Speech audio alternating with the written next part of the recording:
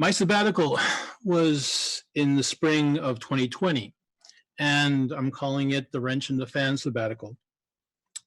Originally, I had a photography project that I was going to initiate together with the organization of a artist residency program in Catalonia, and I had to postpone my photography project because I was sheltered at home pretty much throughout the whole until today, until now, actually.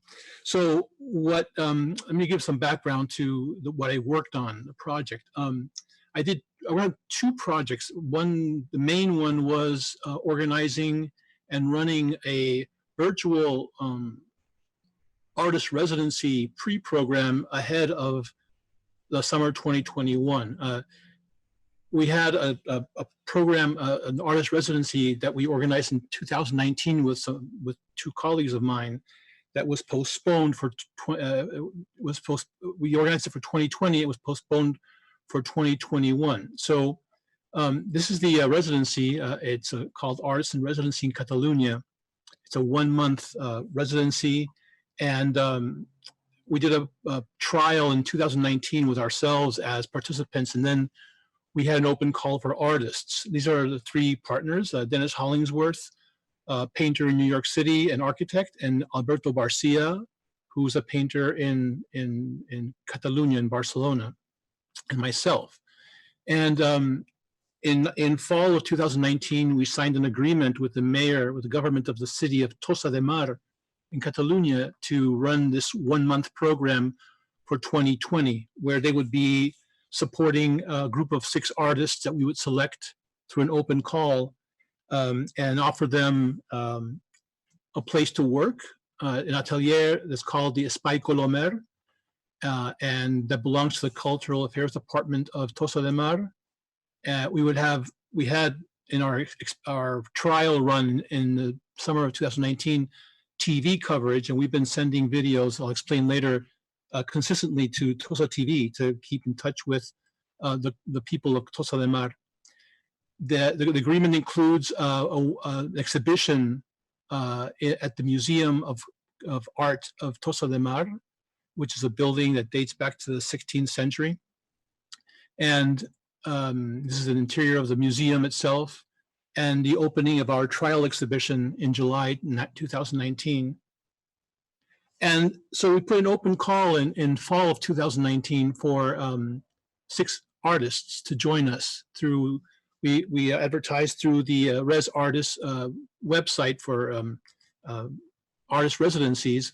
And out of 40 odd candidates, we chose 6, a couple of very experienced artists and some new artists, young upcoming artists from Poland, from New York, from Finland, and from Australia, as well as from Minnesota. And one of them is a former Woodbury graduate who's working on an art project and wanted to develop it through the residency. So this was all set up to happen in summer 2020.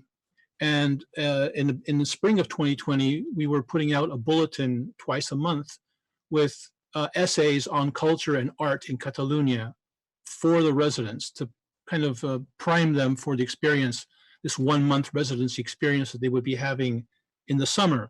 And this is one of the bulletins I authored on the influence of Antoni Gaudi's architecture on Catalan culture and art after his work was, after his life and into the 20th century.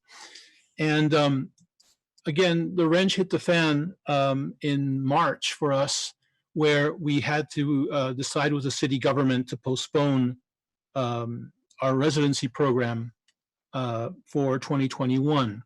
So at that point, I put all my energy together with my colleagues in setting up something we called the l'entremig, which means the intermission.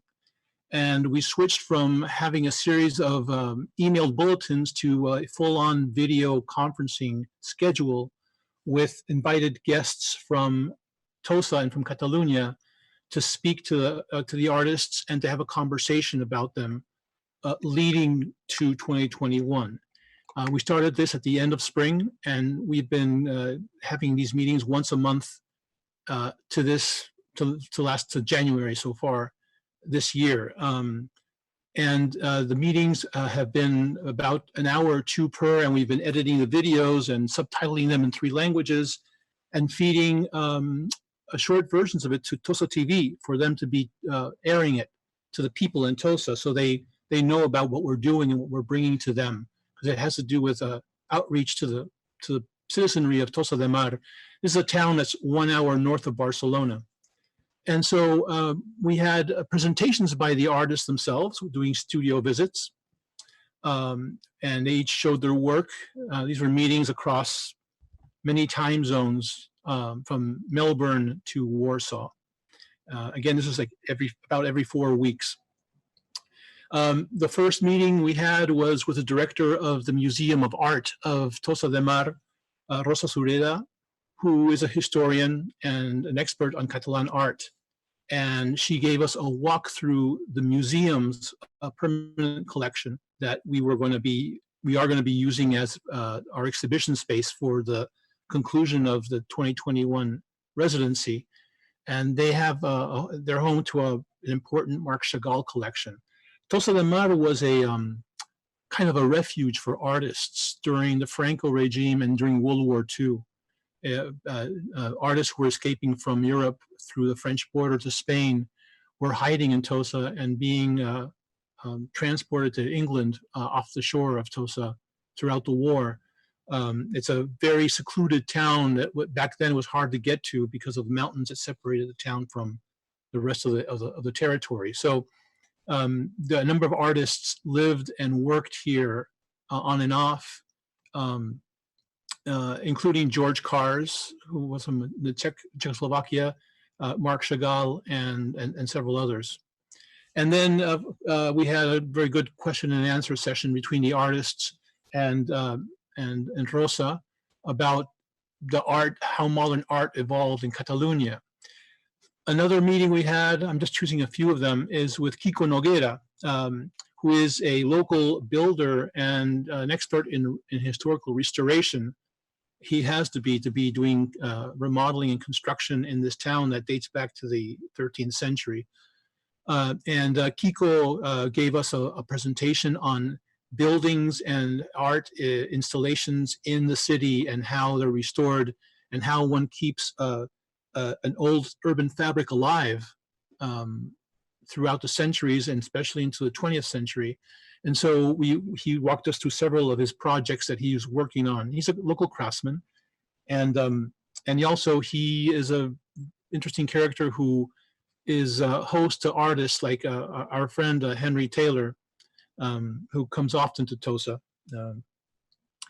I've been going there over the years quite a bit to visit my friend Dennis Hollingsworth, who has a studio there in the summers, and that's how we came up with an idea of doing this, of bringing art back to Tosa after so many decades that it hasn't had any formal art production, art making presence. So, and then another guest was Richard van der Rohe, a Dutchman who has been living in Catalonia for the last 25 years. And he runs a gallery, a very special gallery in Girona that specializes in 20th century Catalan modernist art. And Richard gave us an incredible tour through the history of modern art in Tosa, through some of their lesser known exponents and their connections to some of the better known authors of modern art in Tosa. And it's an incredible thing to learn about because it connects to so much about art, modern art history from the early to mid 20th century all the way into the 70s. And so he walked us through artists from Catalonia who came to New York and brought Catalan modernism and influenced the New York art scene in the 50s and 60s. And again, it was a way of bringing contemporary and modern art influence and knowledge to the artists, because since we couldn't go to Tosa this past summer, the intention was bringing the culture of Catalonia to the artists through this video, through these Zoom sessions we were sustaining. And a lot of the effort also involved the editing of the videos and translating it into Catalan, Spanish, and editing the English subtitles. I was in charge of the Spanish subtitles for all these videos. Alberto, who's Catalan, did that language, and really creating a library of these monthly experiences, and now hoping that we can move forward to the residency that's going to be held in June, July 2021. So this is a project that started in 2019 with just 4 of us showing work. It was Dennis, myself, Alberto, and a friend of ours from Berlin. And that kind of gave us the opportunity to establish this connection with the municipality of Tosa and sign this agreement. The residents are going to receive the workspace, the exhibition space, free residency in a kind of a Bauhaus era modernist house that has many rooms in it, and also a 500 euro stipend for their expenses as whichever way they want to spend it. So that's the generosity of the city to start this program up. The other project I worked on was once I knew that I couldn't offer a photography class in the fall as I normally would, with the students being sent out into the city to take photographs. It's a theory, history, photography seminar I teach almost every semester. I had to figure out how to teach it without a photography class without taking photographs. And so I developed over the summer, which was my extended, I guess my extended sabbatical. It's still going on. A way of working digitally, of creating photographs or some synthetically through photo constructions and through visualization of 3D models. And it was focused on understanding some of the techniques and some of the ideas that Julius Schulman developed in his body of work over time. So I'm going to show just a couple of exercises very quickly where the students build a 3D model. And we were studying cubism as a chapter in the progression of the class. And they took these 3 photographs of a 3D model and composited them into one combined, we called it a cubist view of all 3 images juxtaposed into a new reality that incorporated the time and the space of moving around that original model. And other exercises included studying digitally how different lens focal lengths affect the perception of an architectural subject, to understand, because Julius worked with wide angle lenses mostly and he had a variety of them. So we explored that synthetically. And so there were 5 exercises. These are just 2, but gives you an idea of how I adapted. I experimented over the summer, and I developed the syllabus for a photography class with no real photographs that would have normally been taken out in the city. So I'm at 10 minutes now, so I'll stop there. I just wanted to end with an analog image. Thank you.